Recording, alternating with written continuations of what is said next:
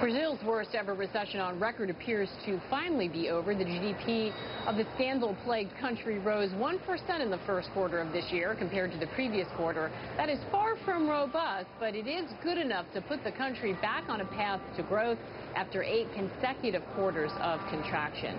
Brazilian businesses may be showing signs of life as South America's largest economy continues to be gripped by political scandal and growing unrest on the streets. Shasta Darlington is live for us in Rio de Janeiro with the latest. And Shasta, do we think this GDP number is going to give Michel Temer any breathing room? Well, Maggie, it certainly will give him some breathing room, but I think the general consensus is that this apparent recovery is really just a bump. I mean, as you mentioned, first quarter growth was up for the first time in 2 years. This officially brings an end to a terrible recession, the worst on record. It was up 1% from the previous quarter. The problem is it was driven by a bumper soy harvest. In fact, it was almost all agriculture. When you look at services and industry, there was little or no growth. And now with this political scandal, there is a lot of concern that the beginning of this recovery that we're seeing will actually just be derailed.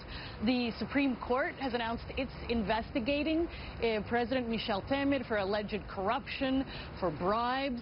At the same time, Brazilians are out protesting and demanding his resignation. His approval rating is below 10%. All of this making it look less and less likely that Temer will make it to the end of his term, and less likely that he'll be able to push through what are considered necessary but unpopular reforms in Congress. Reforms of things like the pension system, labor reforms.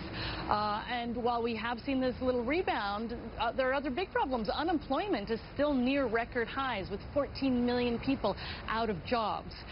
This has had a positive impact on inflation, which is now coming down. So actually, despite all of the political chaos, we saw the central bank lower interest rates again yesterday. The benchmark Selic rate is at 10.25%. But this breather, again, is expected to be pretty transitory, Maggie. Yeah, and much to worry about. And no doubt foreign investors watching that closely, and that's not going to help the situation either. All right, Shasta, thank you so much. Shasta Darlington bringing us up to date.